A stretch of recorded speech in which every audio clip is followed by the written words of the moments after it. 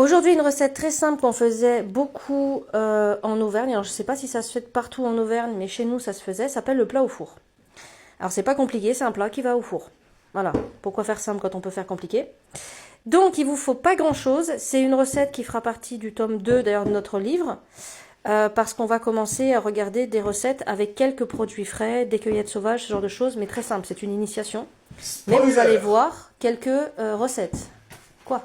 C'est un spoiler. Voilà, c'est un spoiler recette. Mais bon, je trouve que cette recette est d'époque, enfin, et de saison en tout cas. Oui, d'époque aussi, hein, parce que vu la conjoncture, on essaye de faire des économies. Donc voilà, c'est une recette qui est très bonne, qui est très simple, qui est nourrissante, comme tous les plats de campagnard, qui coûte pas cher et qui quand même va vous caler, et ça va caler plusieurs personnes. Donc il va vous falloir des pommes de terre, des oignons, de l'ail à votre convenance. Nous, on met toute la tête d'ail, tous les oignons, toutes les patates que vous voyez. Des aromates, alors nous ça va être simple, c'est du romarin, du persil, du sel, une feuille de laurier et on va essayer de retrouver le thym quelque part, mais on l'a pas retrouvé pour l'instant. Un plat qui va au four. Alors sur TikTok ça serait pas passé, normalement ça se fait avec une tête de mouton coupée en deux, cervelle côté patate. Mais les têtes ça passe pas. On a pris des os Samuel, vous pouvez prendre de la viande enfin des morceaux de viande qui sont très osseux, des carrés, des choses comme ça. Par exemple les pâtes avant de lapin. Ma mère, elle les gardait pour ce genre de plat, pour faire un bouillon qui a du goût. Vous voyez, il y a quand même pas mal de moelle. Donc on va mettre ça. Et la recette est très simple. On a fait un petit lit de patates. On va mettre nos os Samuel dessus, comme ça. Voilà.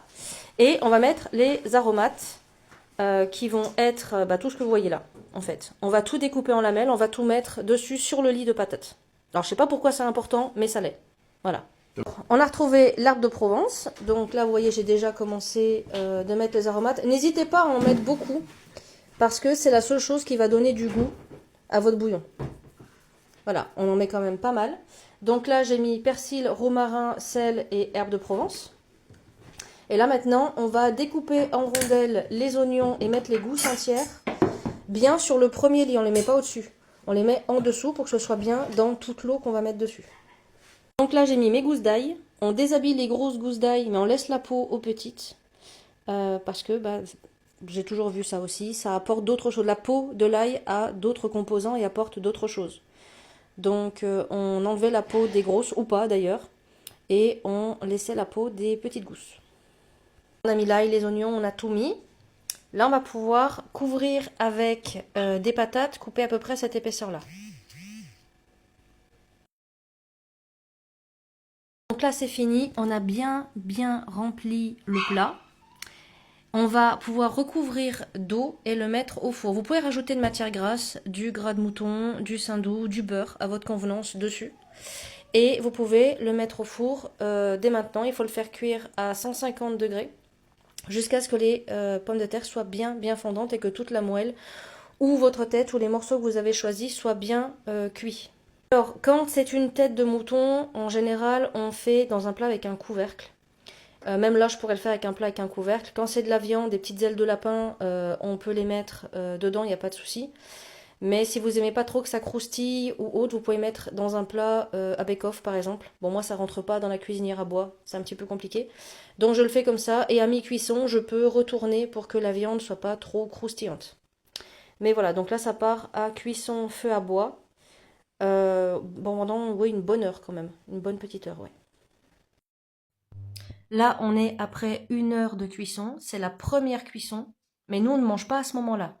On le mange le lendemain, après la deuxième cuisson, et là c'est bien meilleur, et c'est ce que je vous conseille.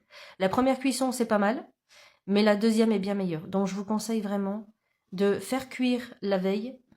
Par exemple le soir vous le faites cuire, et vous le faites recuire le matin pour le repas de midi ou pour le repas du soir, vous allez voir ça va être super.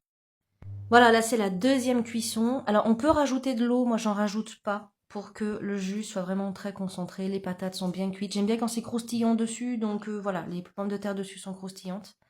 Et c'est vraiment un délice, ça cale plusieurs personnes. Et je vous assure que ça paye pas de mine comme ça, mais c'est vraiment très bon.